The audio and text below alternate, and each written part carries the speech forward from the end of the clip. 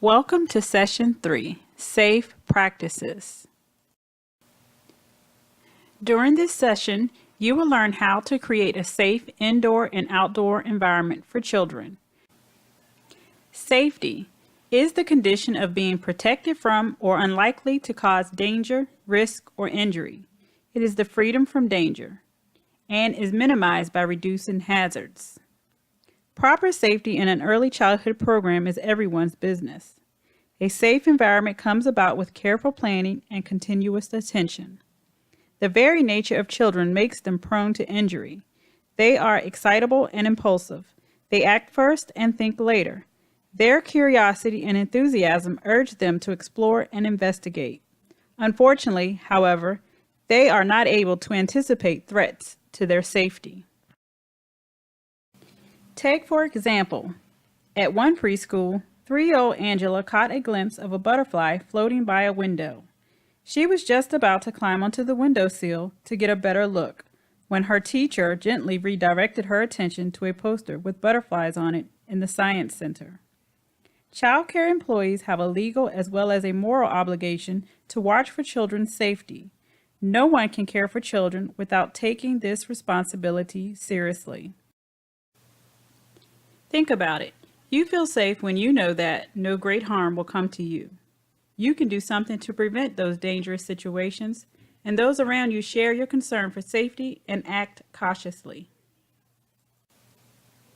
When serious injuries happen to young children, adults often wonder what could have been done to prevent the accident.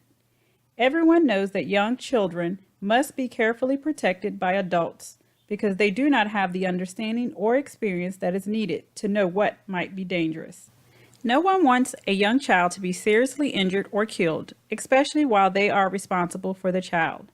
Safety practices consist of a combination of minimizing hazards in the spaces used by the children and diligent supervision by the adults who care for them. Learning about safe practices. Children begin to learn about safety from the time they are infants. Infants and toddlers depend on you to keep them safe. Children under 3 are too young to know about and avoid possible dangers. You have the responsibility to set up a safe environment for crawling infants and tumbling toddlers, if you are caring for that age, as well as setting up an appropriate learning environment for older children. Young children learn about the world by exploring and trying things out. If they have been told that something is dangerous, they might not understand. And even if they do, they can easily forget.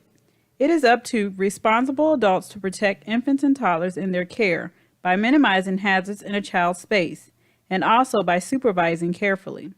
Supervision alone cannot take the place of minimizing hazards.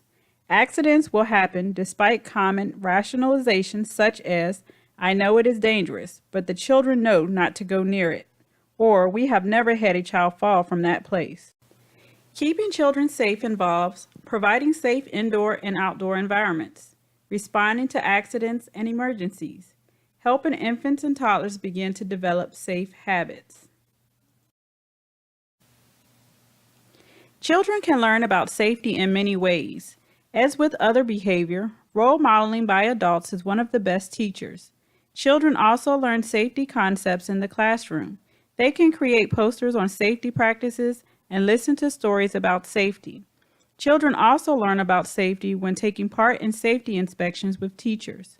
When talking to children about safety, speak in positive terms. Stress good safety habits rather than listing all of the don'ts. Here are some simple safety rules children can be taught to follow. We use inside voices. We use walking feet. We keep our hands and feet to ourselves. We ask for things and we don't take things from others. We pick up after ourselves. Planning for an emergency. In Florida, we face a variety of potential emergencies, from hurricanes to toxic spills, from overturned trucks and railroad cars to tornadoes and fires.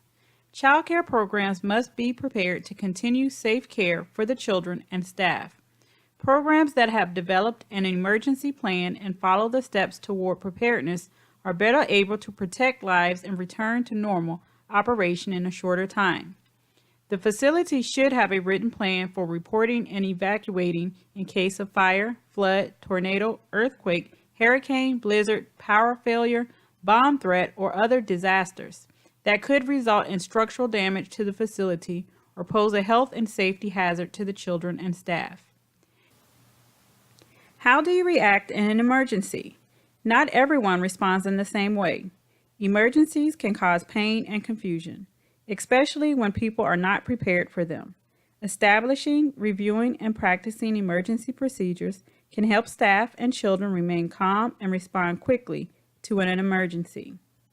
Emergency procedures should be outlined in staff training manuals and reviewed regularly during staff meetings. The child care staff should take part in ongoing safety trainings to instruct them on. Children should also be prepared for emergencies.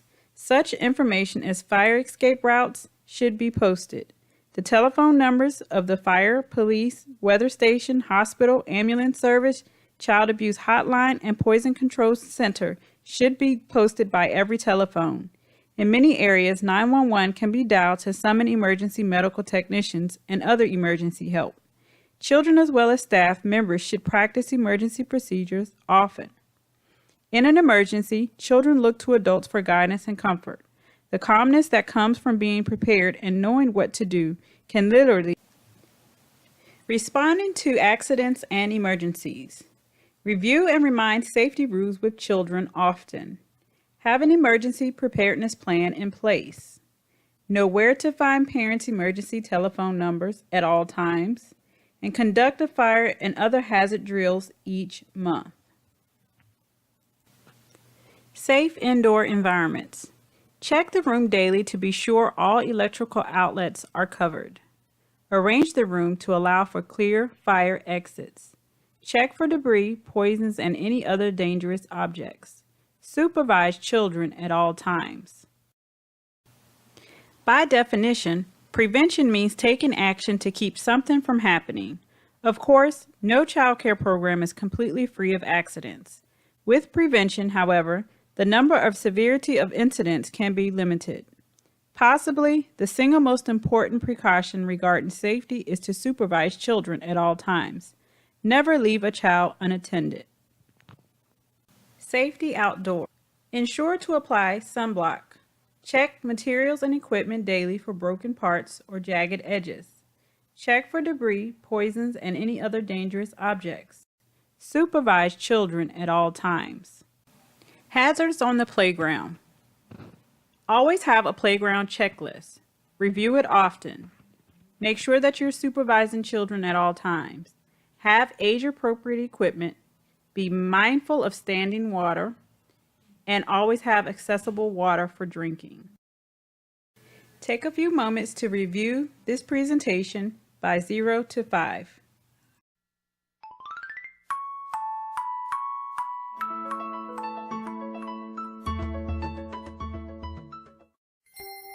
Brought to you through the regional support of First 5 Fresno County, First 5 Tulare County, and First 5 Madera County. Because it's all about the kids.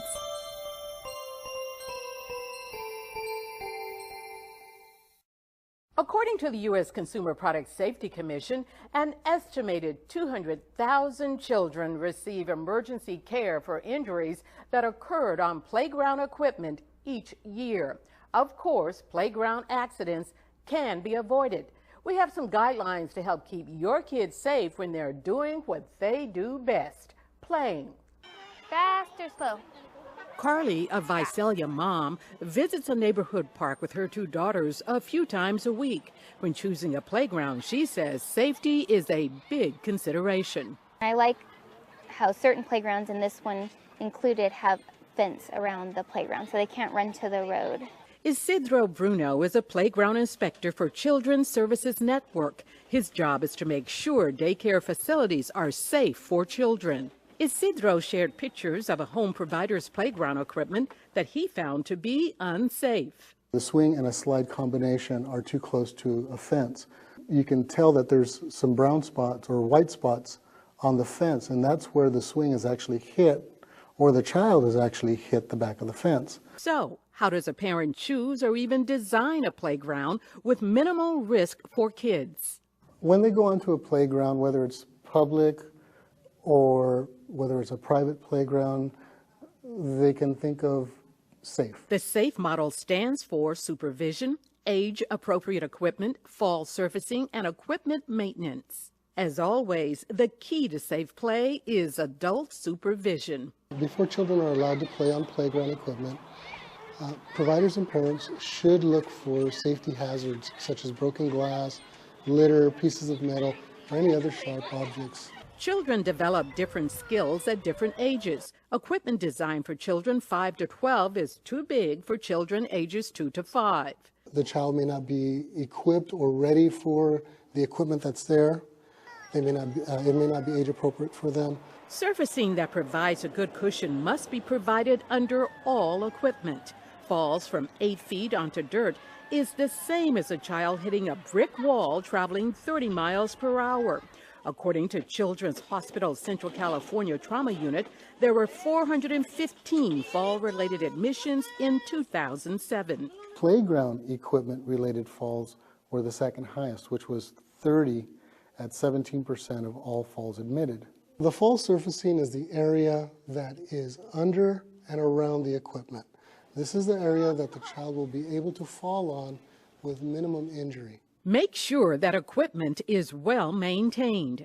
If it's a swing, you're looking at the chains for rust, you're looking at the bolts and making sure that they're not loose, that they're not firmly tightened.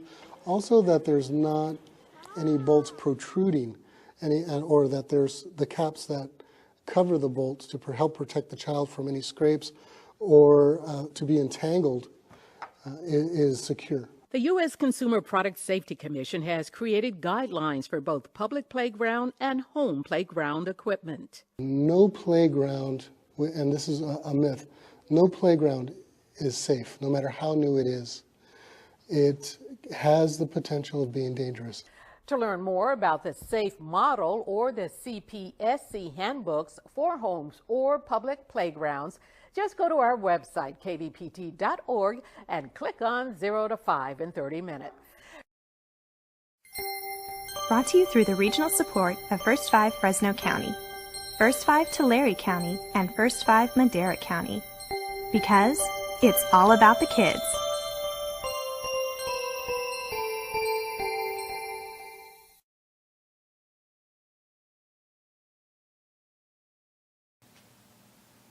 Now let's move on to safe sleep, practices, and SIDS. The ABCs of safe sleeping. A stands for infants should always be placed in a crib with no large blankets, pillows, or toys. Back means infants should always be placed on their backs when sleeping. C stands for cribs. Infants up to 12 months should always be placed in a crib when sleeping. Never put infants in the following furniture to sleep: a chair, a futon, a swing, a high chair, infant seat, bouncy seat, car safety seat, beanbag chair, or playpen. Placing infants on their back has been recommended by the American Academy of Pediatrics to avoid SIDS, which is the catchphrase back to sleep. The incidence of SIDS has fallen sharply in a number of countries in which the back-to-bed recommendation has been widely adopted, such as the U.S. and New Zealand. However, the absolute incidence of SIDS prior to the back-to-sleep campaign was already low in the U.S. Among the theories supporting the back-to-sleep recommendation is the idea that small infants with little or no control over their heads may, while face down, inhale their exhaled breath, high in carbon dioxide, or smother themselves on their bedding. The brainstem anonymously researched above suggests that babies with that particular genetic makeup do not react normally by moving away from their pooled CO2, and thus smothers. Another theory is that babies sleep more soundly when placed on their stomach and are unable to rouse themselves when they have an incidence of sleep apnea, which is thought to be common in infants. For assignments this week, you will test your knowledge of safety. You will review a sleeping position handout, gather resources for RC 1, 2, and 3. You will also begin developing and writing your Competency Standard 1 to establish and maintain a safe, healthy learning environment. You will also read in your textbooks Essentials for Working with Young Children, pages 9 through 37.